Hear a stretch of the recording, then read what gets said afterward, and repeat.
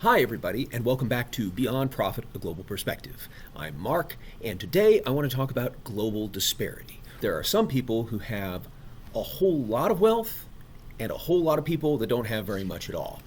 We, as Americans, or even people from the democratic capitalist West, we often don't give that much thought to this idea of global disparity, unless maybe there's a commercial that comes on TV and shows poor people and tugs at our heartstrings and asks us to donate.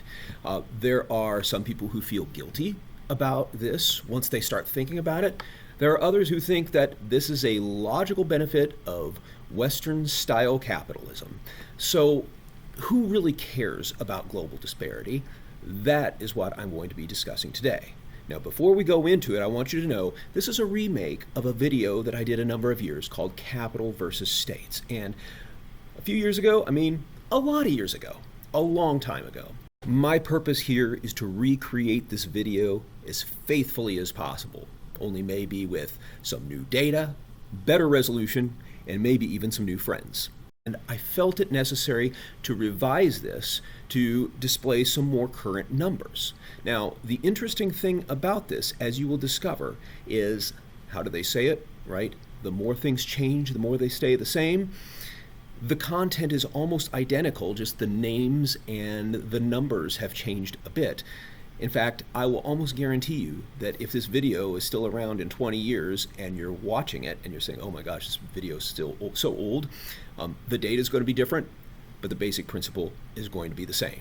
So let's sadly get into this thing.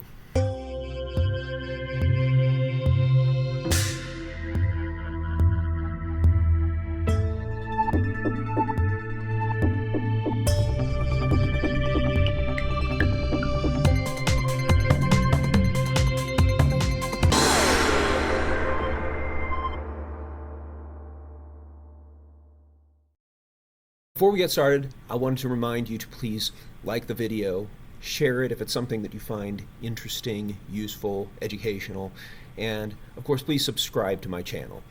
I'd love your support. All right, let's talk about global disparity. It shouldn't be a surprise to you that there are rich countries and poor countries in the world. So I have an illustration to kind of show you what this looks like.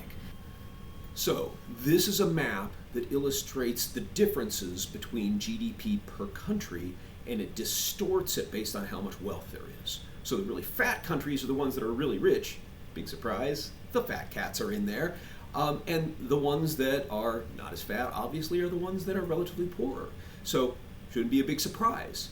America's big and fat, along with Europe, along with Japan. China's kind of fat, India's getting there. But you look at places like parts of South America or parts of Africa, Africa's like a stick. So this is an illustration of this disparity that happens across nation states. Now, another way of looking at global disparity is to look at it based on businesses. So now I want to show you a chart that lists the wealthiest companies in the world. So if you look at the top, you have Walmart there. That's at about $681 billion.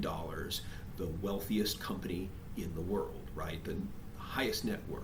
Followed by Amazon, followed by a Chinese-owned entity. It's a state enterprise. And then a Saudi Arabian company, another Chinese company, all of which are state-owned. And you get a little further down and you see things like United Health Group, Apple, Berkshire Hathaway, CVS, right? These are, at least at the time of this video, the wealthiest corporations in the world. The next slide I want to share with you is a little bit dated. These are 2020 numbers, but what it does, it compares the GDP wealth of the richest countries in the world to the net value of the wealthiest corporations in the world. So at the top, obviously, you see United States, you see China, and then right below that are the top 10 wealthiest companies combined, right? And then you see a number of other pretty rich countries, and then you see the Saudi Arabian company in there, right? And a little further down, you see Apple. Apple is actually larger in net worth than Australia, Mexico, and Indonesia. And those are all just a little bit bigger than Microsoft, Amazon, and Alphabet, which is the parent company of Google.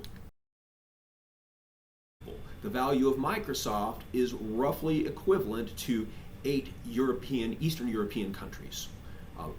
Apple, it's almost $1 billion. That's about half the GDP of Russia. You go down to Alphabet, now to bottom right corner, and you're talking about the value of that being about the same as 38 African countries. Facebook is about the same size as Argentina. Amazon is about the same size as 9 South American countries. I could go on and on. As I said before, as Americans, we tend not to think about that stuff that much because, hey, we're a wealthy country, we're exceptional, we're rich, our country's more economically equal than the rest. These are problems for the rest of the world. Well, it's not exactly true. If you look at this slide, it indicates which countries have more equality, economic equality, and which ones have less economic equality. So the United States, you'll see, is in purple, right? But if you look at all of the countries that are in red, those are all ones that have more inequality than the United States, right? So Mexico has greater economic inequality. Brazil does, South Africa, right? But if you look at most of the world, the majority of the world, they actually have less income inequality than we have in the United States. That is to say, in the US, we have a massive rich-poor gap. There's a few people who own a whole lot of stuff and a lot of people who don't have a lot of anything, and that's just not true for a good lot of the rest of the world where things are quite a bit more equal and maybe people in the bottom aren't nearly as bad off as some of the people maybe in the United States, relatively speaking. This next picture illustrates income mobility. This is a picture of how many generations it takes for low-income families to reach the average income.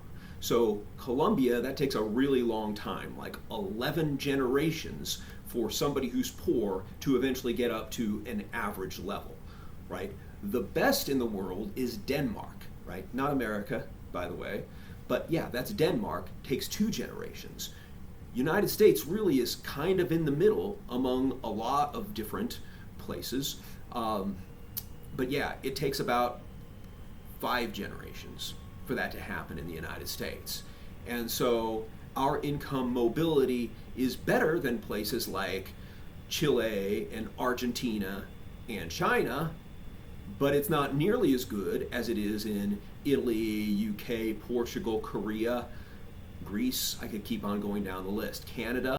So really, we're not doing as well as most of the developed, democratic, wealthy countries in the world when it comes to income mobility. And that's interesting because we tend to believe in this idea of an American dream that like rags to riches, anybody can make $1 million.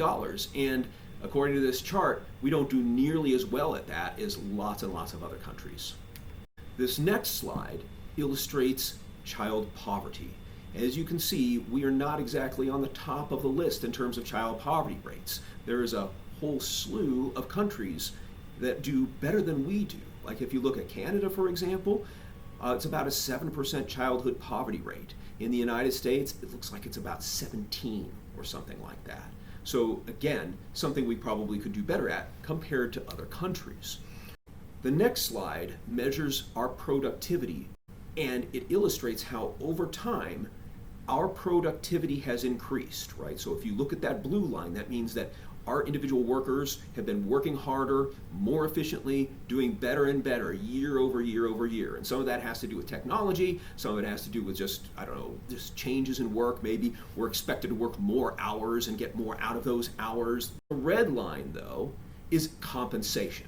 So what's interesting is you follow that line along, it comes to about 1979 or 1980, and then there's a break. And that break shows how people are no longer compensated in a way that's linear with the amount of productivity they have.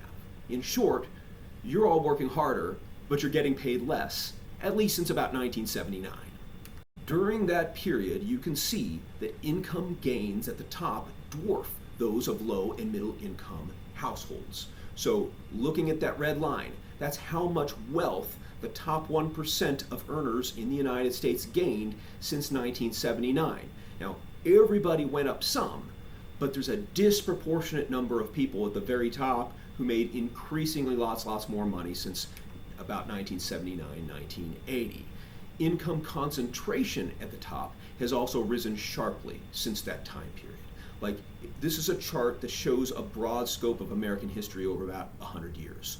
And if you look at the left end of the chart, you'll see that income disparity, that is like the wealth of that top 1%, peaked in about 1929, and then after that, the wealth of the top 1% or top 0.05% relatively declined. But then starting again in about 1979, 1980, this number starts to rise again, and our next peak is 2007. Maybe that's not a surprise to you, those two particular years, because that's the year of the Great Depression. That's also the year of the Great Recession. So what is it about income disparity that may have affected our economy in a crazy way? Well, there's three elements, perhaps. One of them is, as income is concentrated in fewer hands, the financial sector ballooned in both of these eras. In both these eras, capital looked to a limited number of assets, housing, gold, speculative instruments, and this created a speculative bubble. And third, the middle class in both periods saw their income stagnate. They went into debt to maintain their living standards, creating a debt bubble, and the debt bubble eventually burst. And that's a challenge sometimes when you have periods of high disparity. You've got a lot of people here in the middle, maybe even in the bottom. If they don't have as much wealth, then they won't be spending as much money, and you have the potential for economic stagnation. What causes economic disparity since about 1979?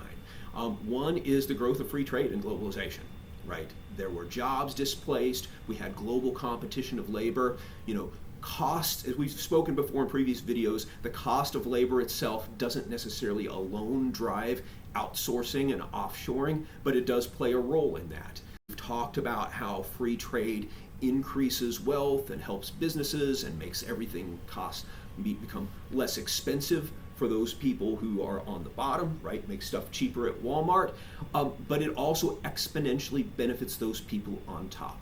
Union busting. Throughout the 1980s and beyond, starting with Ronald Reagan, government became very hostile toward unions. And that means that incomes are going to drop among working class people when unions are not allowed to organize and make demands as they had been really prior to the 1980s. Another issue is the changes in the tax code from 1981 onward, where the tax code since that time has been largely skewed to favor the people who are very wealthy so they can keep more and more of their money at the expense of those who are on the bottom, whose taxes have gone up relative to the people on the top who's relatively gone down.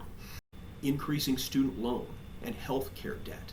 That's another huge thing. I mean, the costs of those have just skyrocketed. And then there were a lot of policies that discriminated against race. A lot of these policies were held in place from post-World War II onward. Like, there were a lot of African Americans that did not benefit from the GI Bill. There was a lot of African Americans who couldn't have access to housing because of redlining policies and the way that banks would discriminate against them.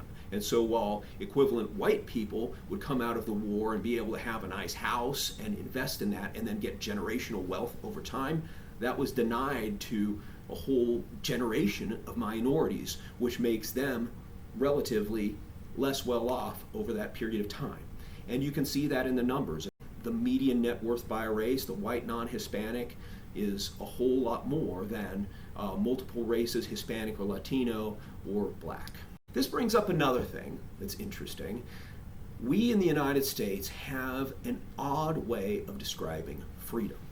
And by odd, I mean it's not like unusual, like nobody believes this, right? But it comes in this Enlightenment time period from the 18th century where we're writing up the Constitution and we're developing this idea of what rights are, and they're all based in a legal foundation. That is to say, if we pass certain laws to make sure that people have certain rights, then we can create a more equal society. And that's enshrined in the Bill of Rights. Everybody should get all of the same sorts of rights, right? You've got a right to a fair trial, you've got freedom of speech, freedom of religion. There's a whole bunch of freedoms that we have there.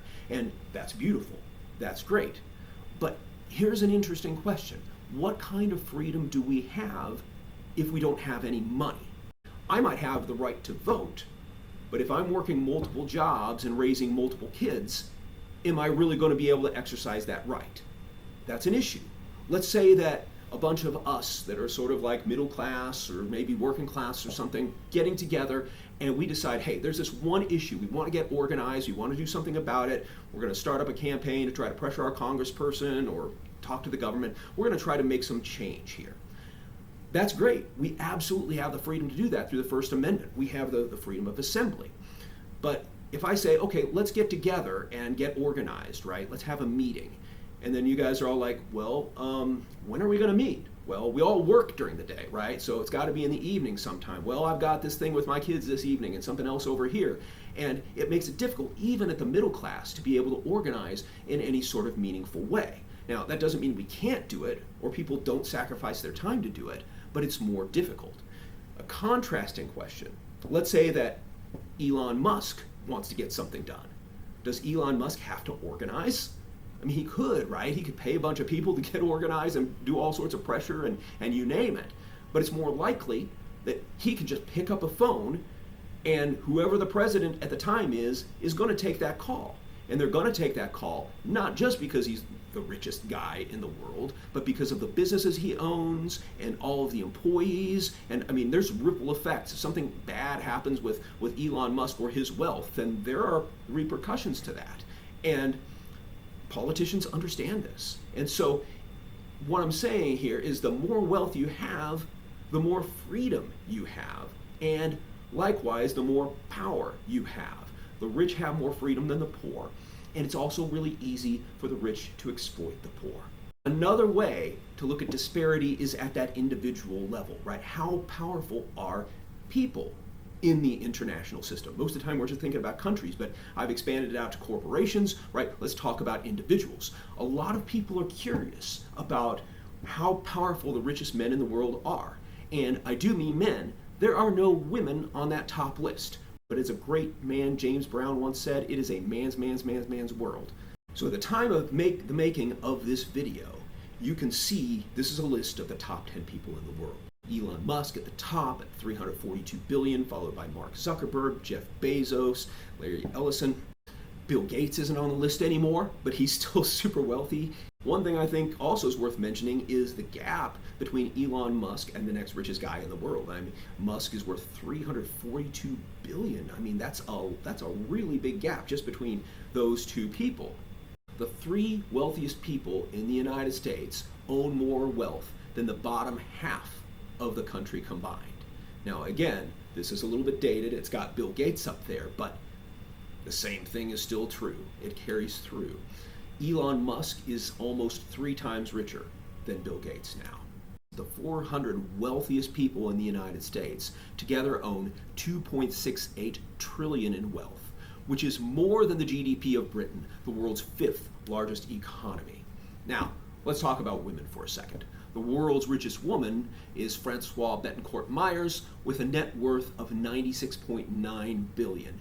But compare that with Elon Musk at 342 billion. So there are some very rich women in the world, but they only comprise a fraction of the total number of billionaires out there. In total, the 15 female billionaires have a combined wealth of 587 billion compared to the trillions amassed by the other 85 in the top 100. All right, let me play with some alliteration now. Due to the perpetuated patriarchal power structure, women have far less wealth than men globally. And that's not just at the top, that's at the bottom as well. A 2024 Oxfam report states that men own $105 trillion more in wealth globally.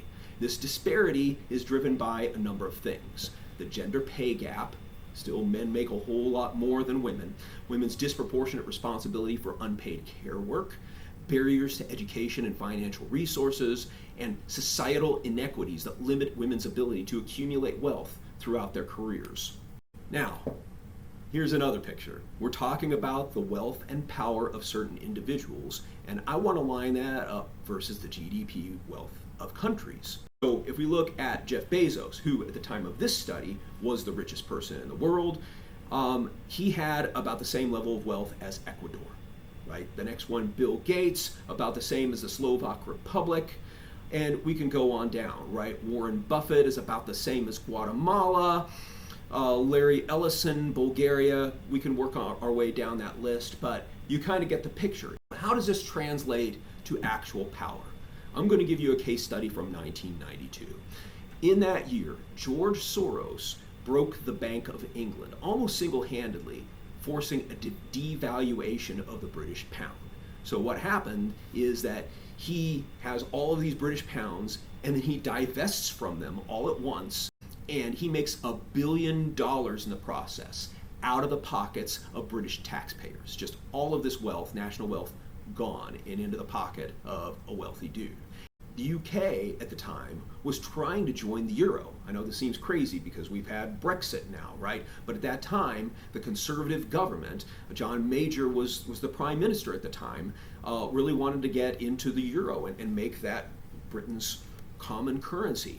But this tubed their chances because they couldn't keep up with the other European countries. They had sort of like a recession, and it messed up their ability to go forward with that. And that actually had repercussions 30 years later as they then move on toward Brexit. And this isn't just some small country. In 1992, Britain was the 4th largest world economy. So one financier caused massive disruption and set back European integration efforts. You only need to skim the headlines to see how a few people with extreme wealth and power can upset the international economy. Their actions trigger massive government bailout sometimes of banks, financial institutions. Consequences are felt worldwide. I'll give you a more modern example. There was an ongoing feud between a Brazilian Supreme Court justice and Elon Musk, which left his platform, X, on the brink of being shut down in Brazil. And the judge ordered X to block certain accounts implicated in probes of so-called digital militias accused of spreading distorted news and hate, and required X to have a representative in Brazil to respond to these problems. So Brazil's Supreme Court also blocked the local bank accounts of the Starlink satellite internet firm, which is 40% owned by Musk. So it's a deliberate attempt to bring him to the table and try to force him to do this, because Musk wouldn't pay the fines, right? The 20 million reals, $3.6 million, and then adjust his policies for X. So Musk said that Starlink, which offers internet connections to remote places, would continue to serve Brazilians, including their country's military, for free until this matter is resolved. So keep this in mind. The Brazilian government is having a conflict with Musk over X, and he's in an industry that would cripple their military if he shut it down. The Brazilian army said that an interruption of Starlink services would negatively affect its operations and could harm the strategic employment of specialized troops. And Brazil is currently the 9th largest economy in the world. All right, let's have some fun. I am going to draw you a picture. Now, I could probably do this better on AI, but this is more fun. Imagine the international system is a giant ocean, and Brazil is a whale, and Elon Musk is a shark. Now, the shark isn't as big as the whale, but it can seriously do some damage. ExxonMobil, meanwhile, could hypothetically influence Mozambique, Equatorial Guinea, or Somalia if it wanted. Now keep in mind, it doesn't want to own them. It's not like, sure, maybe they could buy them, so to speak, but that's not really the end game here. It just wants resources. It wants influence, and it has the power to get its way. All right, I would like to give you one more example, hopefully one that will stick with you. So first, I'm going to pretend that this frog is the United States. Isn't it a cute frog? Big frog, cuddly frog, just like America. It's a great frog, right? So this is the United States, and this dragon over here represents China. Of course it represents China, right? We've all seen Mulan, right? I mean, obviously this is an absurdly large dragon, much larger than the tiny little Eddie Murphy from the movie, but I digress, right? So this is the United States, and this is China. And we've already talked about how all of the other companies and rich men in the world aren't nearly as big as the United States and China. However, these giant creatures might have a hard time eating this pretty big bear, which we're going to say represents Elon Musk. By the way, about half of all Teslas are made in China. Yeah, that dragon's smiling on that. We're not going to take on Elon Musk. That's not likely to happen. But if we talk about this big blue raccoon, which represents Brazil, right? Brazil is big. It's bigger than this bear. But, you know, if they fought, but Brazil would end up hurt. Whew. Elon Musk would probably swallow up little Cambodia. The little pink bear. Look, isn't that cute? Little pink bear. No, Elon Musk swallows that thing up. And he's actually thinking about investing there. So Walmart is represented by Elvis the Kung Fu hamster. Now, we love you, Elon Musk.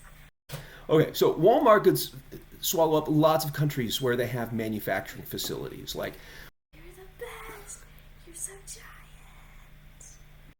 are you quite finished here? So Bangladesh is represented by this Highland cow. We love this your Teslas. heady Q, as they call it in Scotland. But oddly enough, you're so amazing. and somehow it has, I don't know, it's been genetically mutated or something, and it has human hands. But anyway, Kung Fu hamster's going to win anyway, because that's what Walmart does. Thailand, which is the cute little lamb. You see the little lamb? Isn't that so cute? It's gone here. And then this really sad looking rubber chicken. Botswana. Gonna swallow it up. Hello, Mark. Hi, Peace Bear. What's up? There's just so much violence in the international system. I'd really like to see everyone get along, and for Elon Musk to not swallow any small animals. Well, I'm sorry, Peace Bear. That's just the way the world is. It's a rather violent place where actors swallow each other up. I mean, it's a real dog eat dog or bear eat bear. Unfortunately, I'm sorry, Peace Bear. But this all brings up some very serious questions, though. What are the consequences of economic exploitation? Is it just that so few have so much and can wield so much power over the international economy? And finally, what does this concentration of wealth mean for democracy and for political stability across the globe? We're Beyond Profit, Global Perspective. This is Mark Harvey. I'll see you next time.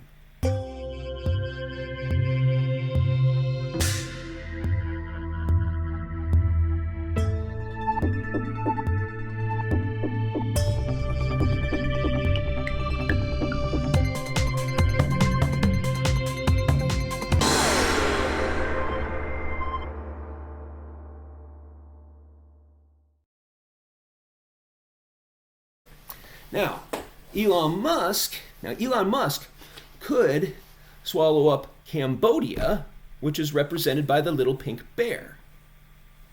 Where's the little pink bear?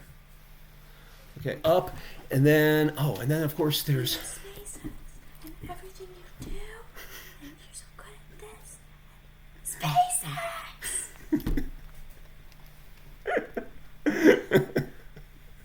SpaceX! I'm sorry. I'm going to have to